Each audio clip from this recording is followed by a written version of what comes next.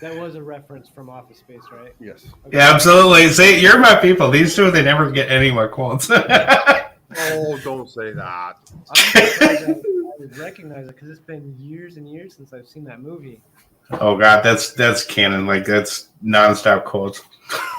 So, well, let's get rolling here. For everyone joining us, this is going to be our, what is it, now we're in March giveaway. So we'll be giving away some pretty cool things here and next month. But we're going to roll this like a normal episode, but have it live.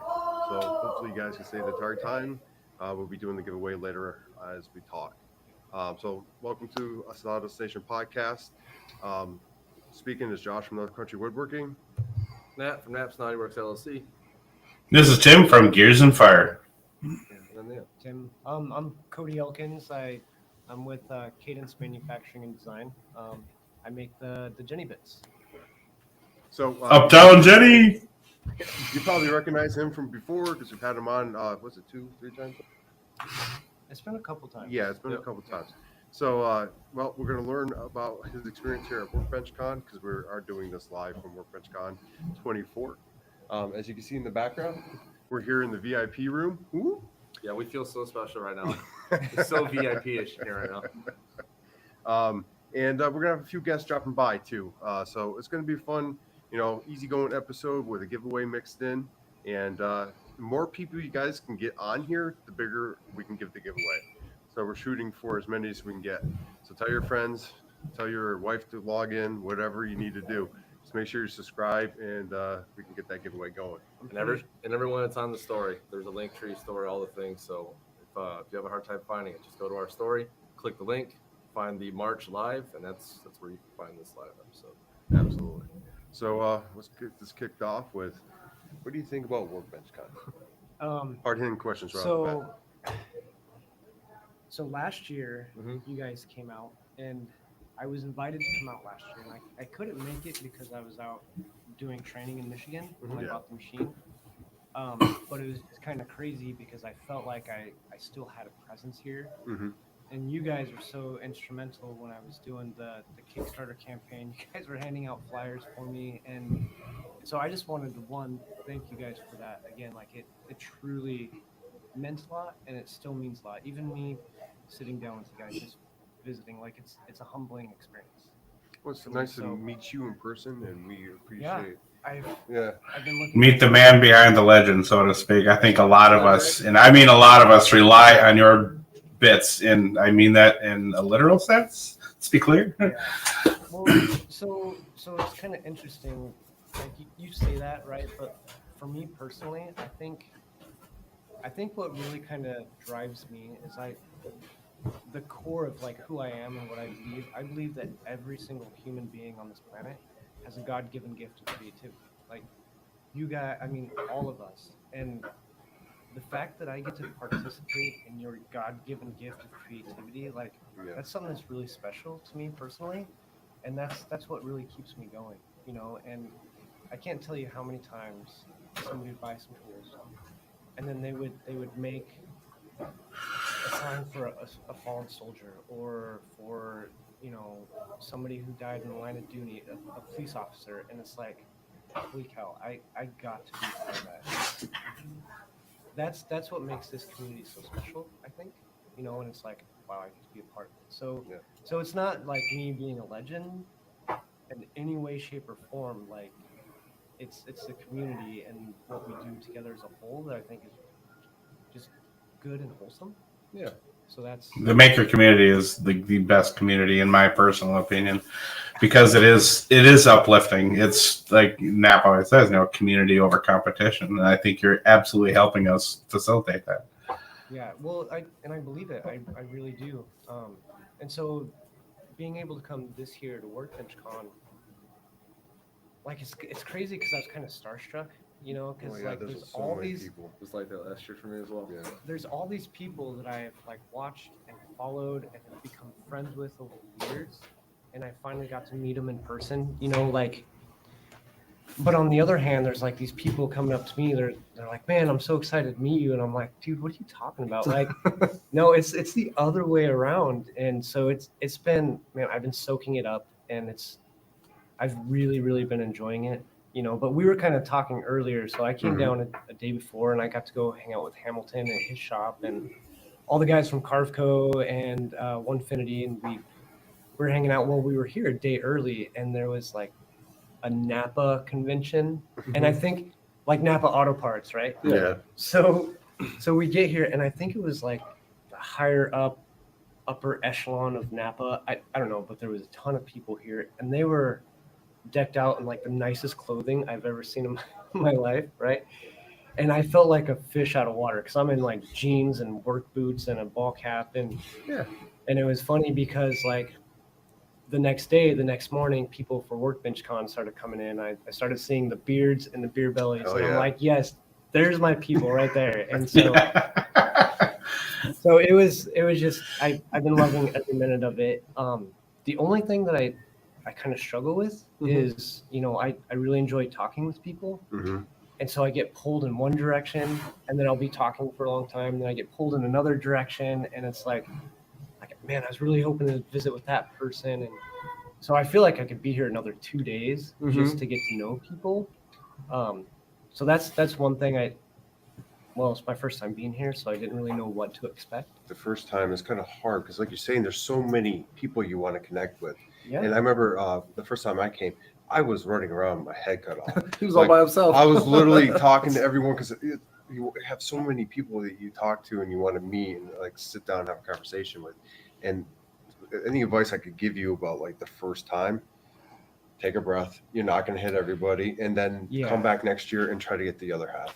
So some words of advice to anybody who wants to come next year. And I wish I would have learned this beforehand, but after kind of talking to the veterans, like bring cough drops Yeah, actually. because Or a lot of drinking water, big old thermos of water. a lot of water is hydrated, but like it gets so loud and you start like talking over the Yes. crowds and talking over the music and stuff. Like I literally lost my voice like the first night. That's And not so the good. next day my voice is all like groggy. And we were joking about, did you ever watch Friends when you were young? Yeah. Like there was an episode when Phoebe like lost her voice and she thought she sounded Yeah. all sexy with like the Yeah, song that- or whatever. And I don't know. So it kind of turned into a running joke out there, but So you're the Phoebe, is that what I'm understanding? no, Lord, no. I can't even carry two in a bucket, let alone sing it. You kidding me? But no, it's been great. I think the other thing that I've kind of learned, you know, Mhm. I spent a lot of money coming out here, Oh, and it's so I was crazy. really so in Workbench Con. There's a lot of different classes that you can take. So there's if you wanted to learn more about growing your YouTube channel or whatever, there's all these classes that can help you grow as a maker, as a content creator. And I'm not really a content creator. I'm just friends with everybody who is. That's kind of how I feel. You know, so I know like how much that goes into it, and I can appreciate all of it, and I just don't have the time, right? Feel that. And so I was asking my questions like, what classes do I really want to attend? Yep. That I'm gonna get like $2,000 worth out of a class, and so there was a couple classes I wanted to go to, and then next thing you know, I'm getting pulled aside. I'm 15 minutes late, and I'm like, well, I missed that one, you know, and so I finally made it to one class, and the question I had was like, is it more valuable for me to make the connections and meet people face to face, or go to the classes? And I think there's a combination of both. But the only one class that I went to, they really focused in on like building that relationship with people. I was like, well, that class just answered my question. I need to stay out here and keep talking and meeting people. And Absolutely. so I've only attended one class, but it was good and it was a lot of fun. And I think there's a lot of stuff to offer. And I think if I come next year, I'll probably do the same thing, attend like one or two classes, and then the rest of the time just hang out with you guys. So And that's kind of so if you can put up with me for that long, Oh, absolutely, man. And that's kind of what we've gathered too. Is like I've gone to a few classes the first time, the second time went to one or two. I haven't gone to any this time, but I mean, the connections that you're making, Yeah. those are the most important thing. I mean, like I believe not only for the podcast, but for us personally, make some good friendships. You know, add to that. Good friendships you made, you get to see them in person. I mean, was our third time actually being together Yeah, the same so, place? yeah. So our first time was episode 100, and that was in my home in Texas when I lived there. And then we met up last year for WorkbenchCon. That would be the second time person, and then this time, hell, I stayed at his house before we drove down from Illinois. Yeah, I remember. So it's just like I was living my life vicariously through all your posts. So and it's crazy because like I've only known him through the podcast, and you know he could be a serial killer behind the computer. I don't know that. Right? Oh, I'm sorry, but you know, him and I are like brothers. Legitimately, we think we actually might have the same parents in some way, shape, or form because we do some of the same stuff, and it's just weird, Yeah. honestly. And we don't do it like we don't provoke it or anything. It Yeah. just happens, and you're like, get out of my head, stop it. yeah, But no, it's definitely been worth it simply for the connections that have been made. And you know, you said something earlier about like you know you being the legend, right? Or he said legend. There's some things you talk about legend versus legacy. So legend is somebody that just does something and that's it. They kept it to themselves, and that's just what it is. Like You're doing more with like building a legacy. So your bits are a legacy that's been built through the community and your interactions with the community. You making these relationships here is super important because you're still building further and further and further. And I'm sure you've gotten plenty of feedback and a lot of good inputs for you know your bits that you're making now and the bits that are coming in the future. And I think that is what you are building more than a legend as a person. You're building a legacy throughout our community. So when you say thank you to us for helping you out, you're helping us out just as much as anybody else. So we would And just really to kind of build on that, Nap, he's also listening to the community and making Yes, what we exactly. ask for versus just making a product and hoping it sells. Like you actually listen to the community, and that's hoping huge. it works, right? And Exactly. Good luck, everybody. Here's some bits. Don't break them. Wait, what? to build off with That- Tim, what you're saying is we've actually got this time around to meet a lot of different businesses here and that have that like-mindedness. So like listening to the community, test their brands, and they come out with something new. There's actually Bow products here that essentially came out with a jig similar to something we mentioned in a previous podcast. And they'll be coming on to talk and tell their story. And it's fun to get those connections. So, I mean, like, if anything, I could label WorkbenchCon and it'd be connections. yeah. I mean, like, building connections one at a time. So now, have you been to Maker Camp? I can't remember if we had this part of I have not. I've not Okay. been. So I think we'll have some folks on that been to Maker Camp or at least know a little bit more about Maker Camp. But are you going to go to that this year? So I don't know. I think you should. I'm literally a one-man band, right? Mhm. So I'm making my tools, I'm answering all the emails, I'm packaging everything. So if I leave for a week, like orders won't be fulfilled for a week. Mm-hmm. And so here it's kind of nice because I literally brought all of my stock with me, and I've been processing orders every night and then packaging them after we're done hanging out at 1 o'clock in the morning and then mailing them in the morning. Yeah. The next morning. So it's nice because I'm able to do that and like set up, but I don't know that I can do that there. That's a fair point. So the answer is maybe. My wife helps me a lot with like signing. I sign every single order saying thank you, Yes. like Mhm. every single order. And when I get a lot of orders all at once, my wife will sometimes go over there and sign and say thank you. And then I always make it a point to sign my name at least. So maybe I can get her trained up on how to run ShipStation and process orders. And if I can get her trained up, maybe I'll make some awesome process maps. Like I was a quality engineer, so I think like process Yeah. maps. I'll just make her a process map, and maybe she can ship stuff so I can go to Maker Camp for a week. Employee cross training is essential. One at a time. So the answer is maybe. I would really like to go because, like I said, this place is really fancy, and I would feel way more in my element in the woods at a campfire, you know. Okay. So I think it'd be a blast. I think it'd be a lot so of fun. too. Well, if you come, you are welcome at Camp Goondocks. We make chili. We make all the good stuff. So come on up, visit. There's like a whole freaking mess of How can I say no to that? Exactly. Start making it. This is your official invitation. The gauntlet has been dropped. Oh man, that's awesome. So now, okay, you've experienced it. You said it's kind of fancy here. Would you come back to WorkbenchCon? 100%. I hope I can come again next year. Okay. Just because of the relationships alone. Yes. I agree. I mean, for us, we're lucky because of PWNC&C. Very Because fortunate. he brings us on, we help him out, and we probably would have gone without him. To be completely honest, he's the one that got us here the first time. He continues to bring us back, and like it's beneficial to everybody because, like, again, connection. Yeah, for sure. Um, Well, I mean, so last year, Onefinity invited me to come and hang out with them, mhm. and I had to say no because I was in Michigan for training. Yeah. And then when they invited me to go again this time, I was like, man, I don't want to be that guy that says no all the time. And I don't know how many opportunities I would have to be invited like that. So I just told my wife, it's like, man, I really need to make this a priority to be here, Yes. Yeah. you know? And so working with Onefinity and Carveco, it's like, so talking about that relationship side, it's I can relate 100% with like you guys and Daniel and PWN, and so I mean, it's a privilege that we never thought we would have. right. Because I mean, like, let's be honest, the ticket price is pretty hefty. It is. Mhm. And not everyone can afford that out of pocket.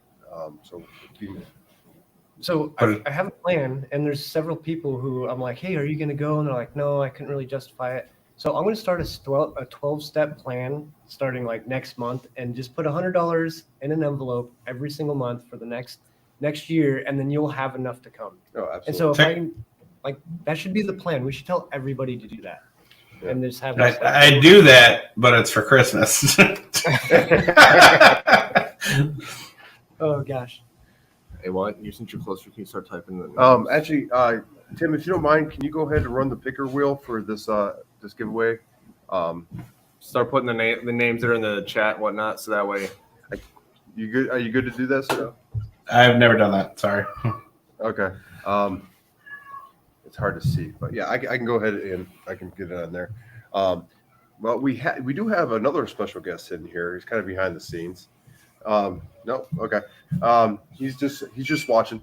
But I'm gonna go off camera a little bit. You guys keep on chatting. I'm gonna write down who we have in here. Then we're gonna tell you a little bit about what we're gonna give away, and yeah, we can go from there. Yeah. So let you guys do that. I have a question for you. Okay. So, I think there's wisdom in the Council of Many, and Sure. you guys are asking me like what I think about Workbench Con and all this stuff. Like, what's the biggest thing you've kind of gleaned from all of this?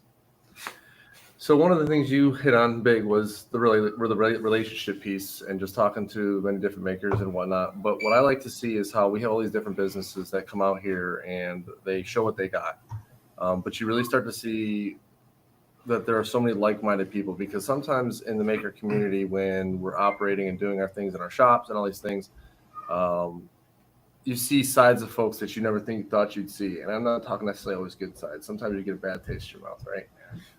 But then when I come here, with the businesses that I've interacted with, at least, I get the opposite feeling, because there are many folks here that are very like-minded that want to help the community, like the Lightburn folks, right? So I've never talked to Lightburn folks ever, and they're just as maker-centric as I think anybody that would align with us as like the Son of Century Podcast, yourself.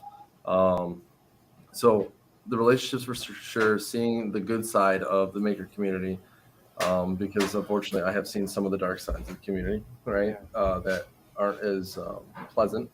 But this kind of realigns and recenters me to like, okay, yeah, there's still a lot of good people out there. Now, as far as like us being in our booth, it's really cool to get the feedback. So we have people ask questions about the machines, the kits that Daniel makes, the ATC being one of the newest things he makes. I had a lot of questions like, well, what about this? What about that? How much PSI does this thing? What kind of compressor? Like all sorts of things. And it's like, okay, well, so this is all information we should include in like when he sells his product and things. Right. So it's a lot of good like information that flows to help him. And then also, we like to spread the word of Southern Nation Podcast, right? Yeah, so of course. we're here for like many different hats.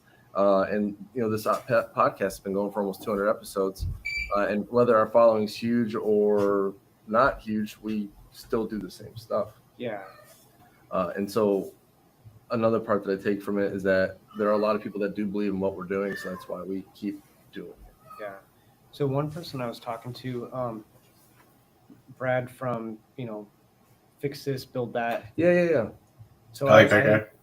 I had the opportunity to sit down and like visit with him, and he said some things that I was like it was really insightful. Mm-hmm. So again, I'm not really a content creator, but I can appreciate like everything that you guys do and with the podcast. And one thing he said to me that I think is like really good advice for anybody.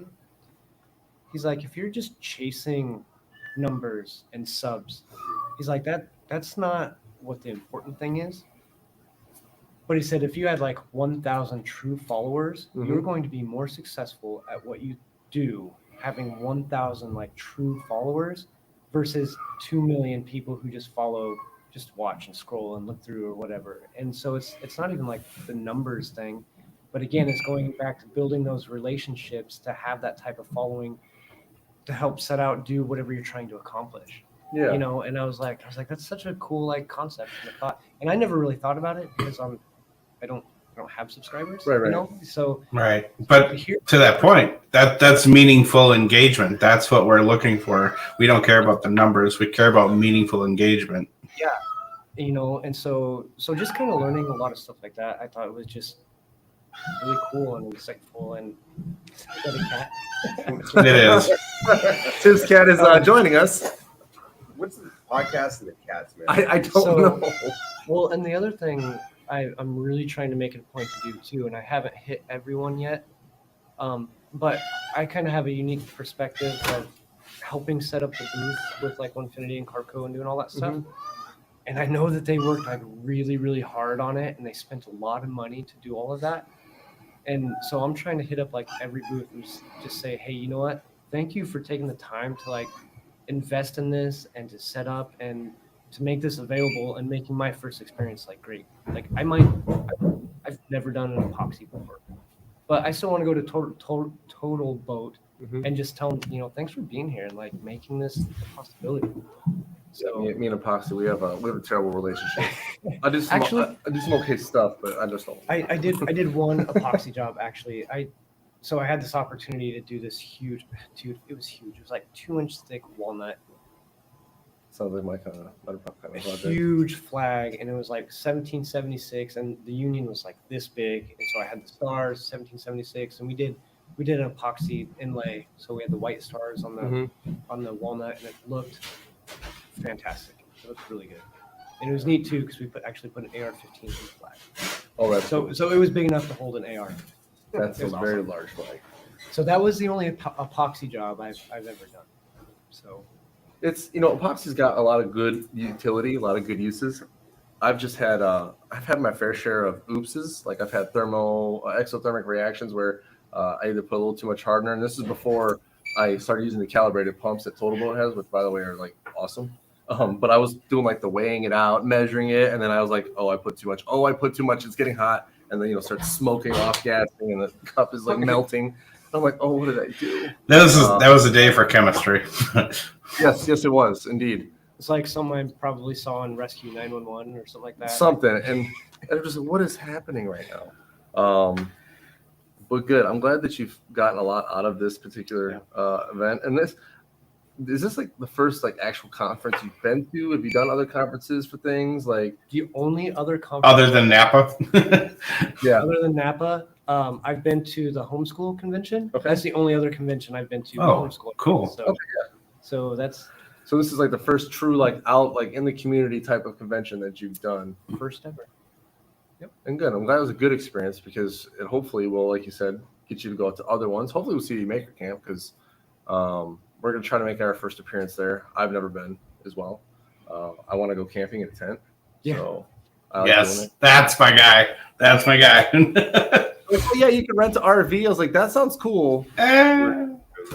You can. I might just go get like that 12-person tent, Well, dude, Dude, come on up to the Goondocks. We're all campers. We're hardcore.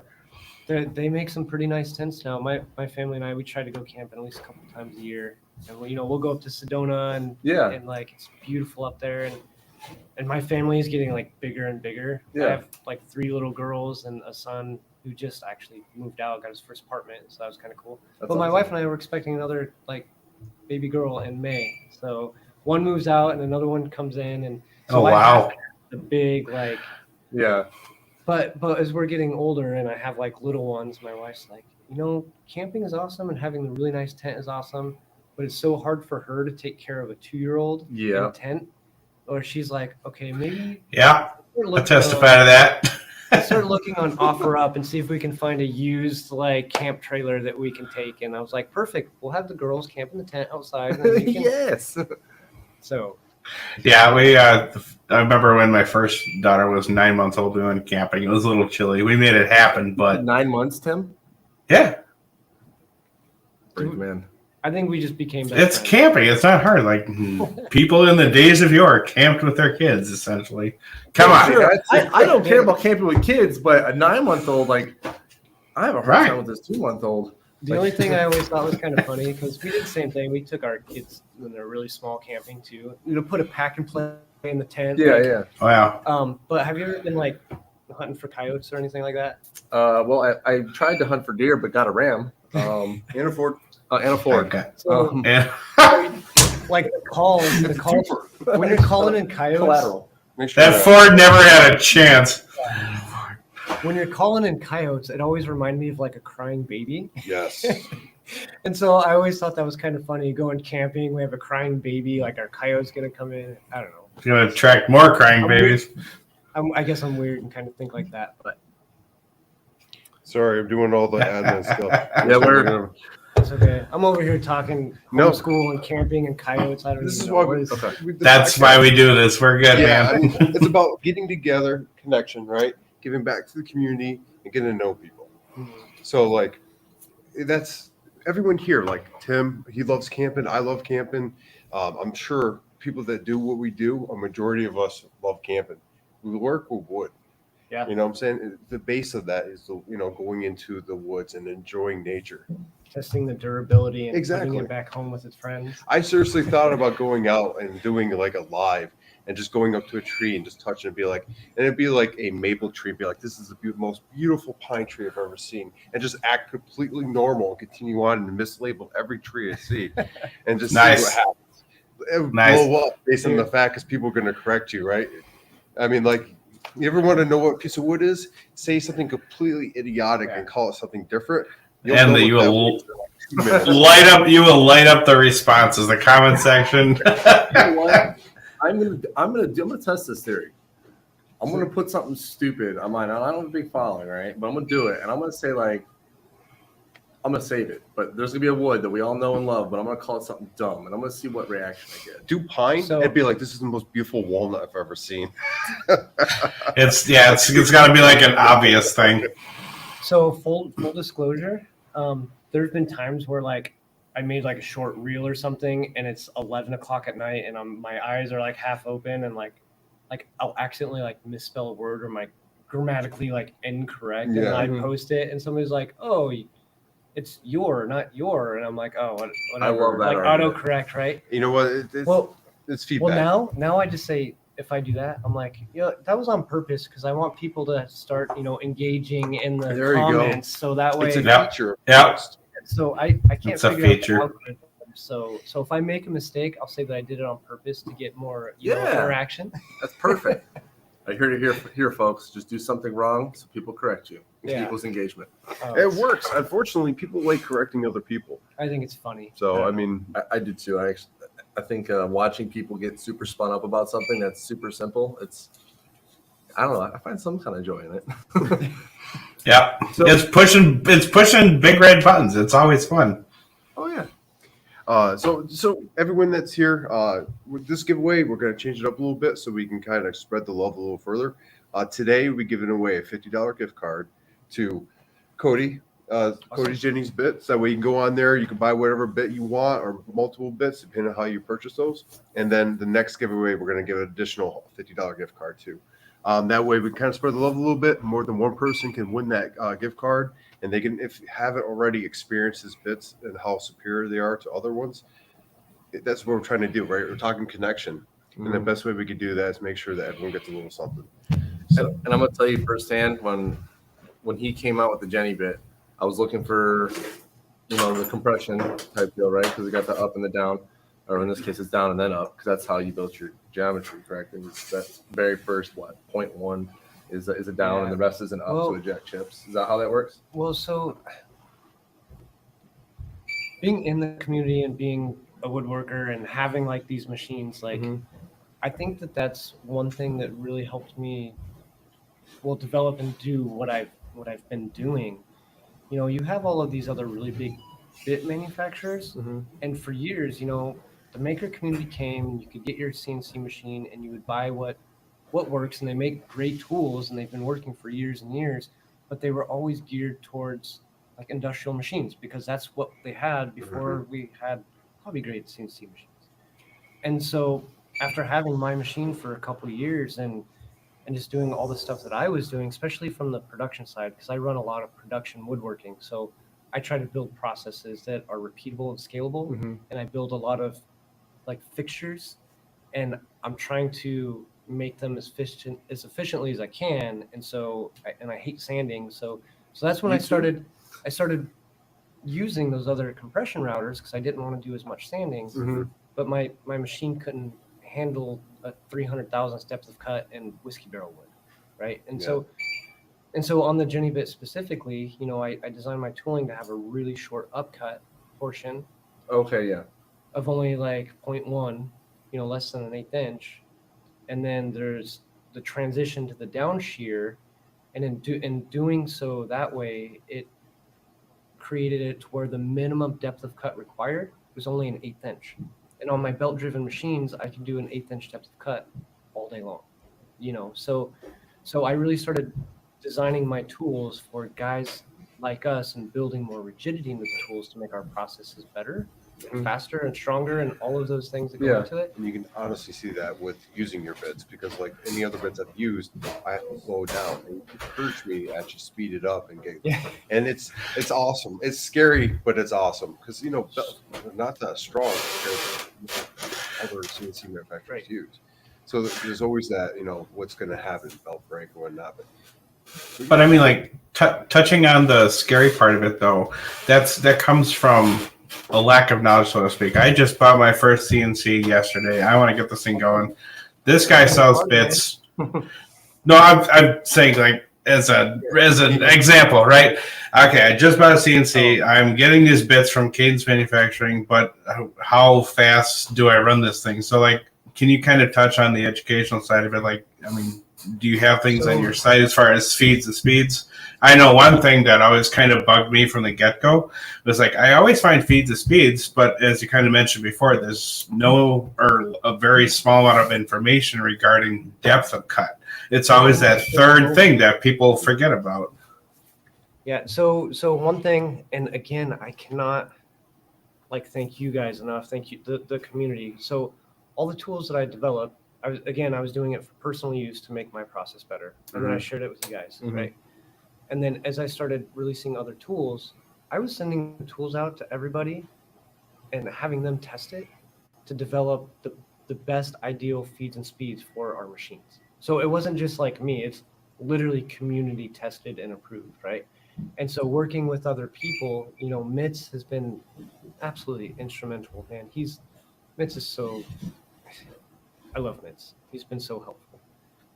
He actually has put together a Carveco tool database for all of my tools that's already pre-populated with feeds and speeds. Mhm.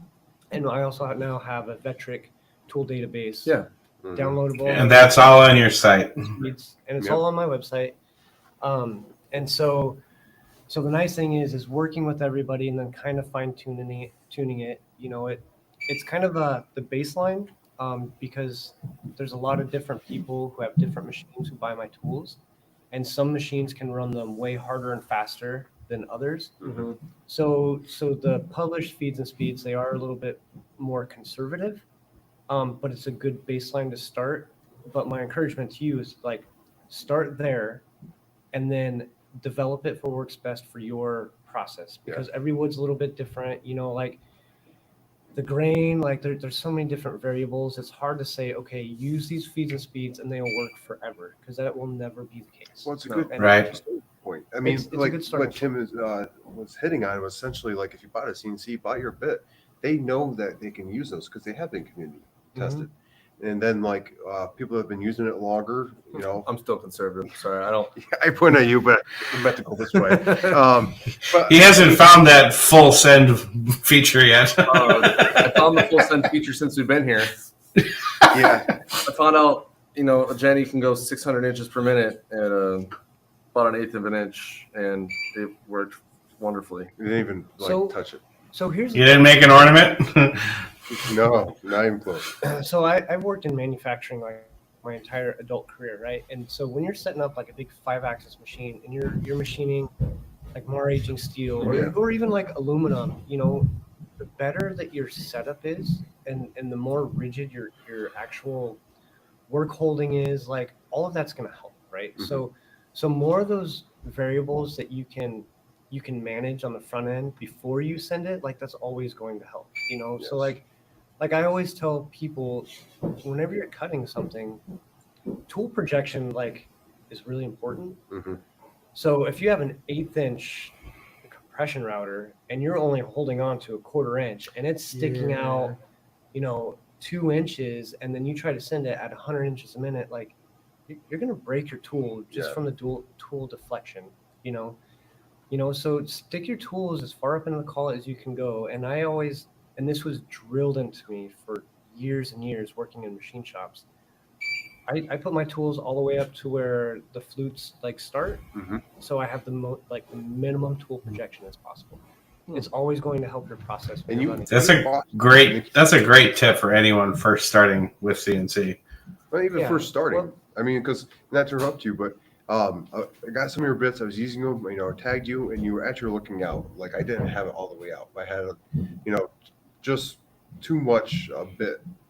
So he reaches out, goes, "Hey, bring it up a little bit, bring it to where it starts fluting out," and I did, and I had better performance. I was able to go faster, and like looking out for people in Well, that sense. Just make sure you don't actually tighten your collet nut down like with the flutes in your collet. Yeah, Like, I mean, just before, like, Yeah. yeah. Yeah. So but that's important too, because like when I build my tools, I actually give them like a larger core diameter, and having a larger core diameter that helps eliminate some of the vibrations and harmonics. And so the more of that you can manage with your work holding, with your tool projection, with the tool itself, the better results in the finish you'll get in your end result, So it's just kind of being mindful of that stuff as you're setting it up. It's not hard, you just be mindful of it. So We all get complacent with that stuff, I think, is why we have yeah, other it's issues. not, Well, and I mean, same here. I can't tell you how many times I've broken bits over stupid, like I totally put a clamp right in the way and slam right into it. And I'm just like, it's hard to think of everything every single time. Mistakes will happen. And it's that learning curve. Like after you break so many bits or do something, you learn. yeah. You try to learn from other people, like the podcast and other people's experience, but nothing's better than learning in person because that memory carries. So Well, and the other thing too, like there's this one time my son was a part of First Robotics Club. I love that program. So I was fortunate enough to be a mentor, and I was helping the kids learn how to design and build robots. And it was cool because the club that we had, it was like a homeschool group. So it was like a community. Yeah. First Robotics, and it wasn't associated with the school, and so they didn't get any funding like the schools did. Okay. And it was incredible because the kids had to operate it like a small business. So they had like their social media, they had to hit the blacktop, they had to get sponsorships from other companies, and they had to do their 30-second elevator pitch and what they're doing and why to gain money so we could be a part of it. That's awesome. They are getting more of an education out of doing that than I think the dude, school side of it. Seriously. That's fantastic. If you have an opportunity to put your kids into like a First Robotics or anything STEM related, like it's so good. It really, really is. And it's rewarding too. Like even if you're not a mentor, but like you're just a part of it, it's really cool to see. But anyways, so I was using my machines, and the kids, they would go into AutoCAD, and because it was running like a small business, like I had the kids make all the models, and then I had them make blueprints.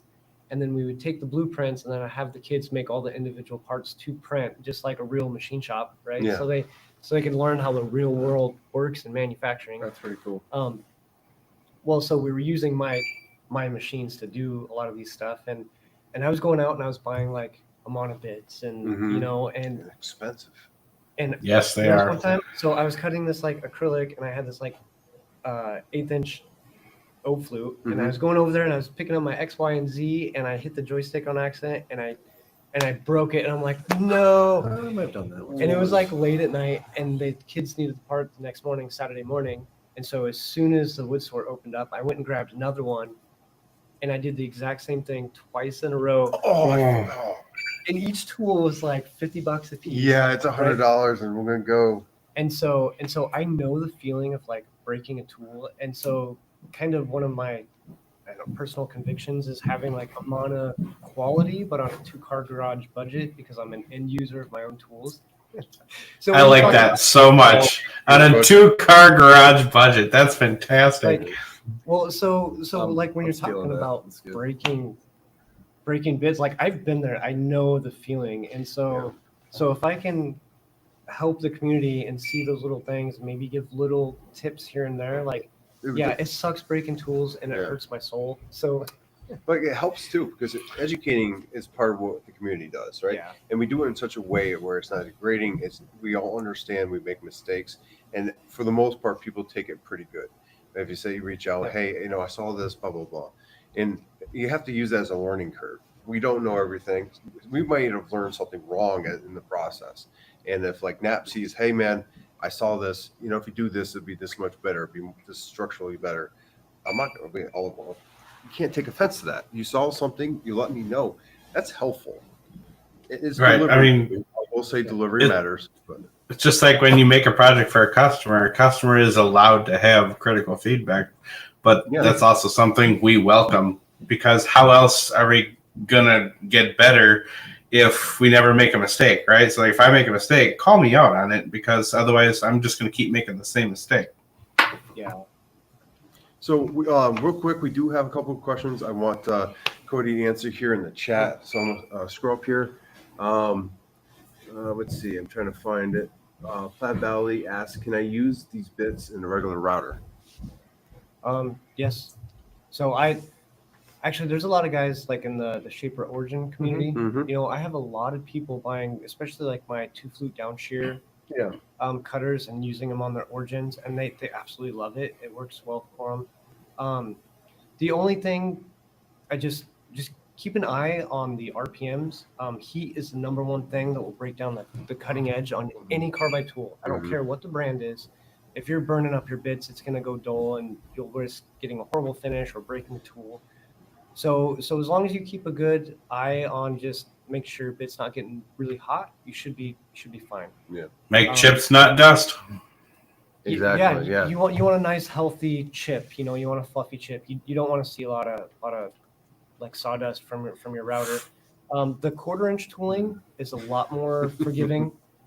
So using the 1/4-inch like Downtown Jenny or the upcut bits that I'm making or the compression routers, that I would recommend that over 1/8-inch tools on a router just because it's so easy to accidentally bump something and then break your 1/8-inch tool and be like me when I broke my Amana 1/8-inch Twice. flute. It's like, yeah. I remember buying just my So- first round of bits, and so when I ordered my CNC, I didn't know what the quality of bits were, so I went and I bought all X-Carve bits, and I bought like their whole kit, and I'm like, oh, I got everything I need, and I started using them. I'm like, this can't be the final product, I mean, like, because it was trash.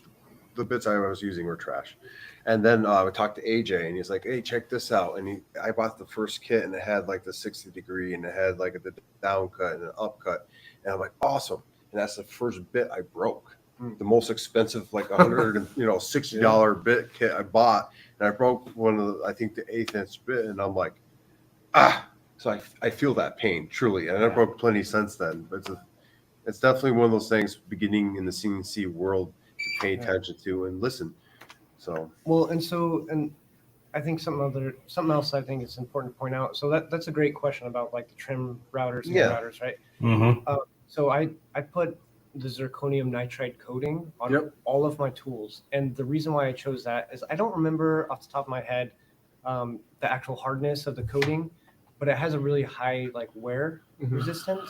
But that coating also has a really high lubricity value, so it helps evacuate the chips faster. And so the more that you can evacuate the chips, the more the heat's going to be carried away from the tool, which will increase your tool life up to like 3 times compared to a bit that doesn't have any coatings at all. So Yeah. so like for all of those reasons, yeah, they'll work good. Just keep an eye on not burning them up. So to Well, kinda like I hit said, like I said before, I mean, nice fluffy chips. If you were thinking about a T-shirt for Cadence Manufacturing, nice fluffy chips. I mean, Actually, I like that. that's yours now. nice stuff. So I have a couple taglines. The one I really like is, Jenny accepted by G Code everywhere. Or Nice. I want to make that into a T-shirt. I think that'd be fun. that would be awesome. Or like I like the fluffy chips. We could have a lot of fun with that because it's already kind of like an 80s theme, like Mhm. Jenny and like fluffy chips. Like I can totally see like an 80s style like cartoon T-shirt or Yeah. something like that for a logo. Nice. That'd be fun. If you guys Or want, even just like a long script of G code, but somewhere in there 86309. yeah. So if anybody out there wants to make a cool logo, like send it to me, and who knows, maybe we'll make some cool stickers or I something. mean, we would work on that. That'd be awesome. Yeah, I make all my own stickers too, so it's Oh, really? Wow, that's cool. He made all those stickers that we gave out last year. We're gonna talk later. I want to know because there's a lot of processes I've been working on, kind of like behind the scenes, and like some of the things are not really woodworking related, and I just want to learn how to do, and that is definitely one of them. And there's a process as well where I'm trying to basically not inlay. What's it called? Not vinyl. You take an image. Oh, I can't think of it. sublimation. Sublimation, but not sublimation. There's ways to do it, and I've been experimenting with like printing out stuff and how I can seal it to something. And I found a almost process. like screen transfer. printing almost. Yeah, almost like it's not quite transfer. You're using the same paper. You're just cutting it out. And I'm trying to figure out what different ways you can do that. That's going to hold this good quality. And once in a while, I'll try something a little different. And like, how can you do it with a regular printer? If you need a specialized printer, and like, I'll explain more in a different podcast episode. That way, we kind of get into it Maybe more. we can have a sticker episode. Yeah, but I mean, like, I'm experimenting because I want to be able to have a process that everyone can achieve, and not just someone with a very specialized printer and process and all equipment. But it's something that I do in the spare time when I have time, which is very little. And hopefully we can share it this year with the community and kind of get that process out there. And Tim, I'm pretty sure your brain's already cooking there. So I got see the gears and the I have fire. thoughts. So we actually had a question. Since this is kind of like a live episode, and some might not have heard the previous episodes with you on it. Can you tell us a brief history of like how the Jenny became?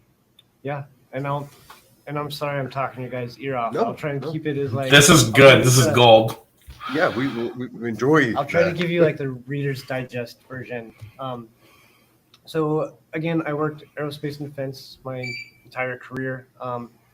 Woodworker, side hustle out of my 2-car garage, doing woodworking services for people. I needed to figure out. Thank you so much. I just needed to figure out ways to make my process bigger, better, faster, continual improvement.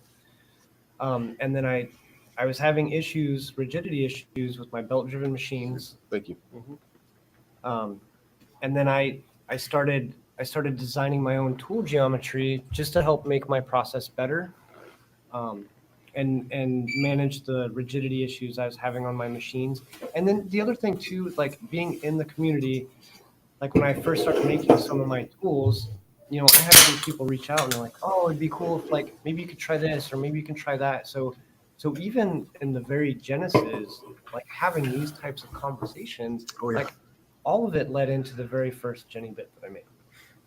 And it wasn't even Jenny bit then. It was just a tool that I was using to manage the rigidity. So I did all of that, and then and it worked really, really well. I think I made 4 or 5 different iterations before I actually landed with what I have now.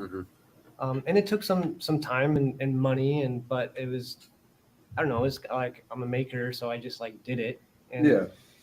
and so once I finally landed with the original bit, I shared it on Facebook and some of the Facebook groups what I was working on, and everyone's like, "Man, that's awesome! I want to try it." Oh yeah. And so I hosted one group buy, and we all pooled our money together. Mm-hmm. I didn't have a website. I didn't have any good Yep. way to manage it, and so um, we pulled all of our money together. I made an Excel spreadsheet with everyone's names and everyone's addresses, and I remember. I think I remember that because I think I got 2.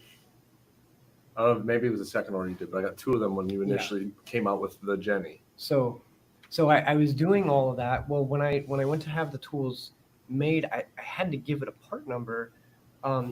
So there was always a running joke at the shop I used to work at, and Yeah. anytime somebody was like, "Hey, what part number are you working on?" Somebody would always say, "Oh, it's 8675309." And it was just Oh, that's gold. forever. You can't write it better than that.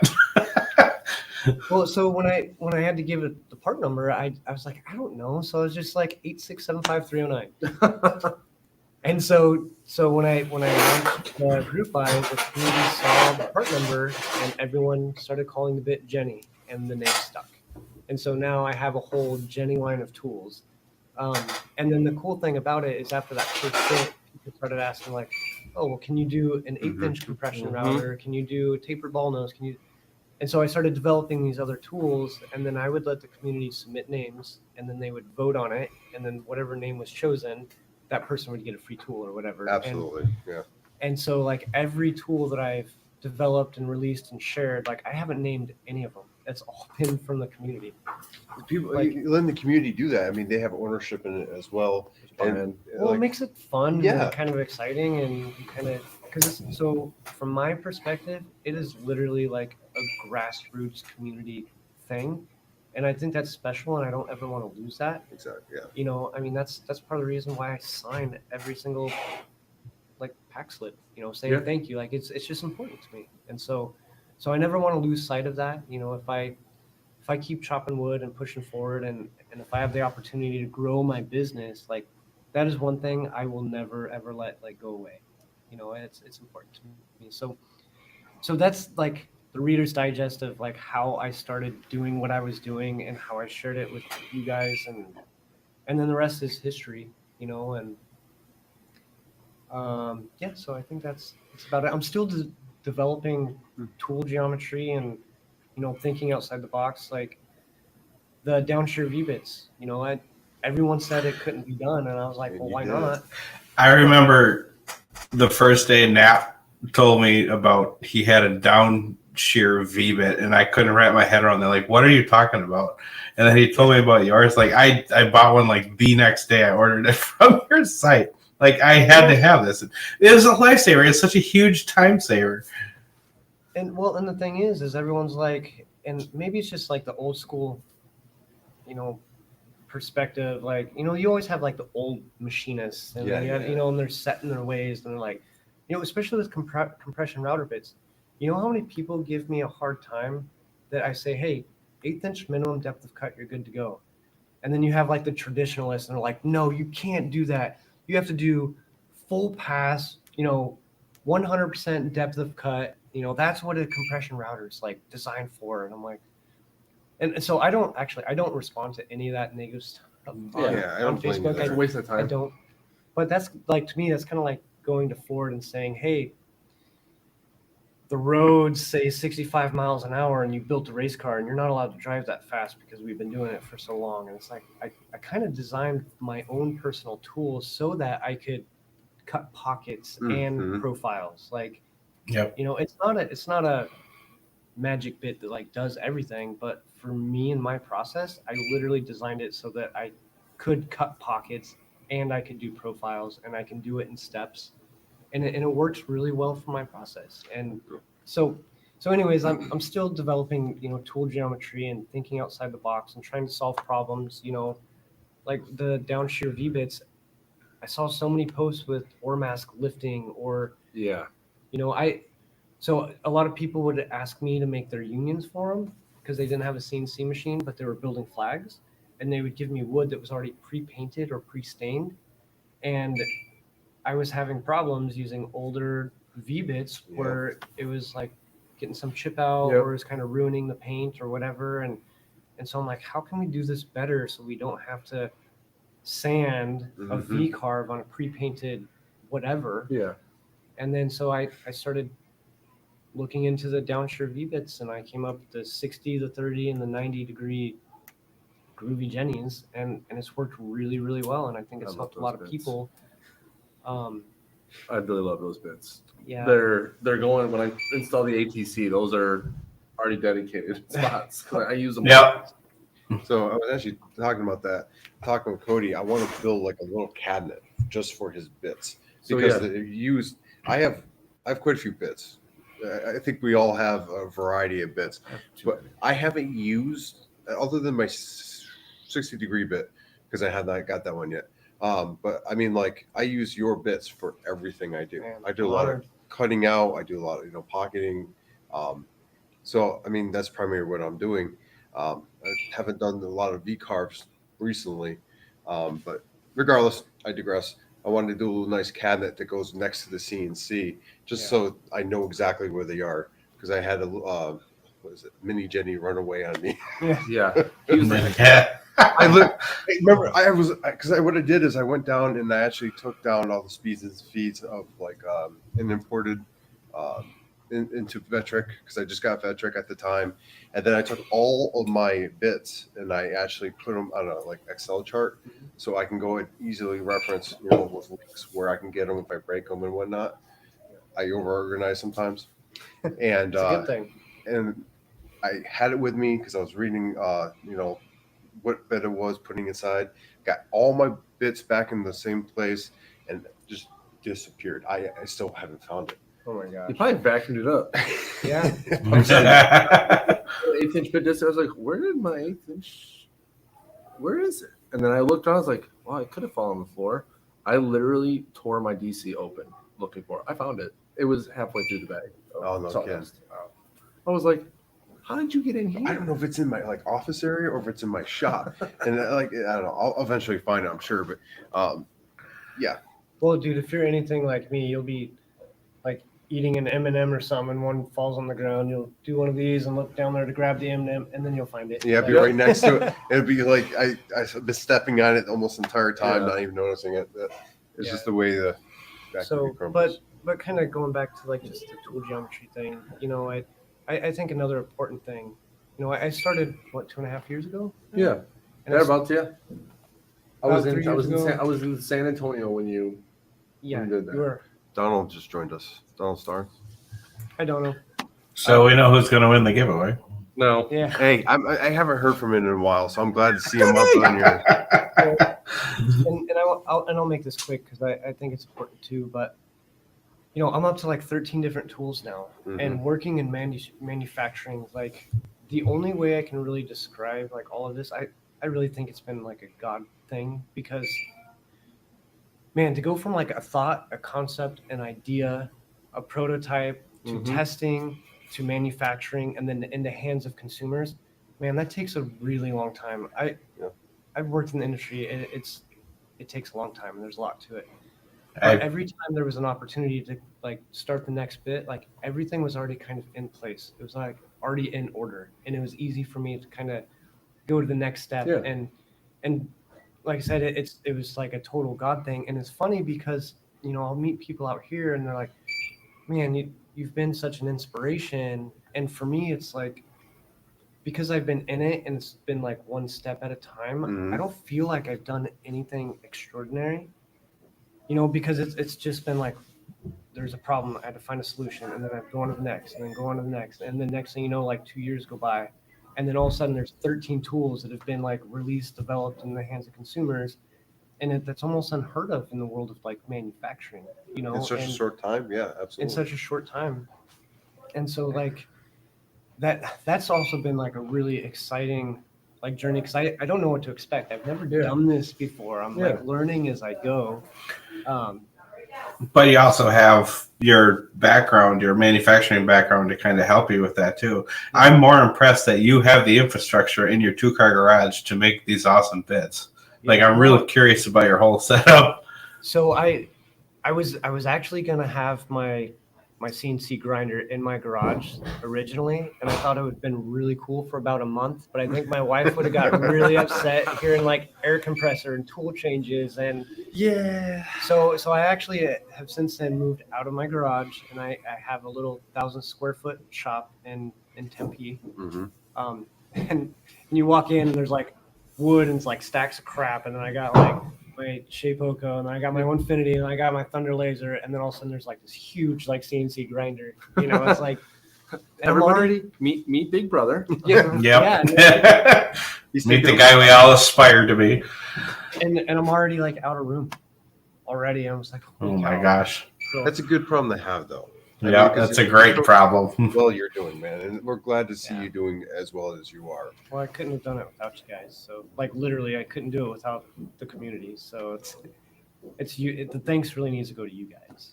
Well, I mean, you enable us to do the things we're doing, and it's kind of like a full circle effect. Yeah. Yeah. Well, So, thank you. That means a lot. And I think a good message just before we do the giveaway here, so we can wrap up, is that when you're a good person with good intentions and you listen to those around you, those are like the ingredients to have success in, I think, any business or any company.